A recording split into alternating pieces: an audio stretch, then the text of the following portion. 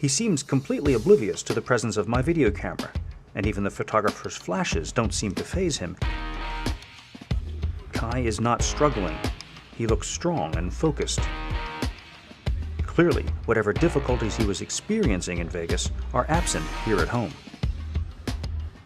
Going to Vegas for the Olympia, we were out of our element. It was one of the hardest preps for him and for me. And it was the first time ever in the years that I trained with Kai that it was during one training session, I think you were there, that he questioned.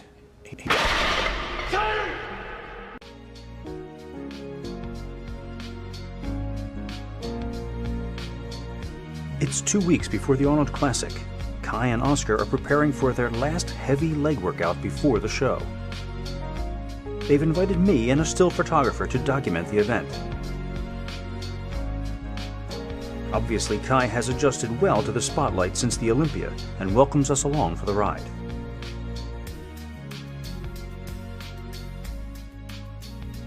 The many contrasts between this workout and the footage I shot in Las Vegas are too obvious to overlook. We actually, I think, left the gym early, and I gave him a cheat meal, got his breath, and we continued. But it was a hard prep, and it was, I'd say, unnecessarily hard at times because looking back, there wasn't a need to go out there. But if you asked me back then, you know, we had reasons, both of us had reasons in our minds to go. And if you never take risks, you're never going to learn. And that's something that I know we'll never do again. In Brooklyn, it was in our home base. We started earlier, and it was just an overall good prep.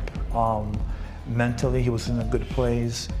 He always prepares hard. He always gives it 100%, whether in Vegas under the heat or in cold Brooklyn in December and January. He always pushes it. Between each set, Oscar continues to reinforce the mindset necessary to enable Kai to push himself past the twin thresholds of muscular fatigue and physical pain. This is one place where those power of the mind principles that they speak of must certainly be coming into play. Positive visualization is one thing, but here is where the work is required to turn that vision into reality, and Kai must bring every muscle fiber to bear on completing these reps. Everything starts from your thoughts, and everything starts from your belief. If you're able to change that in someone, you're able to change someone's life. That is the power that we have as a coach, as a teacher, to teach someone knowledge.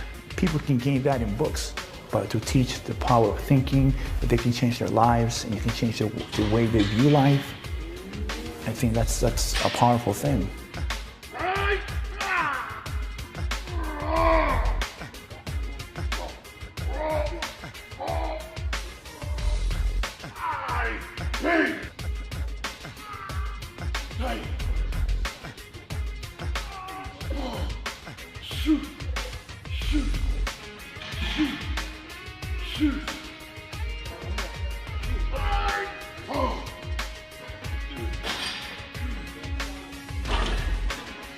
As the weights get heavier, Kai becomes more withdrawn, digging deeper within himself to complete the task.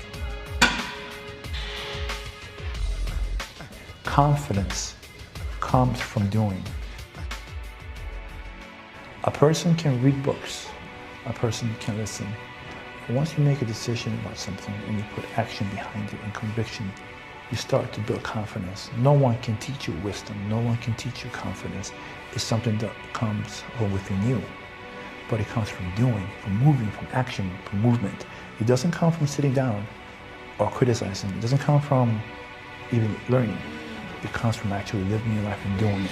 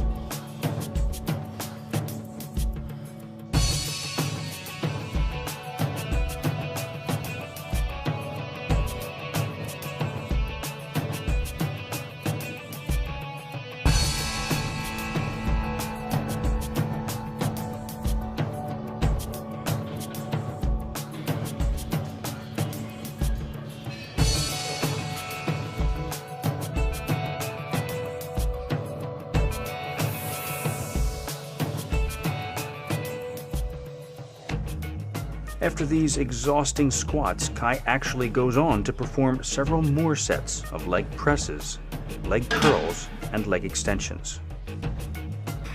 A testament to his stamina and fortitude.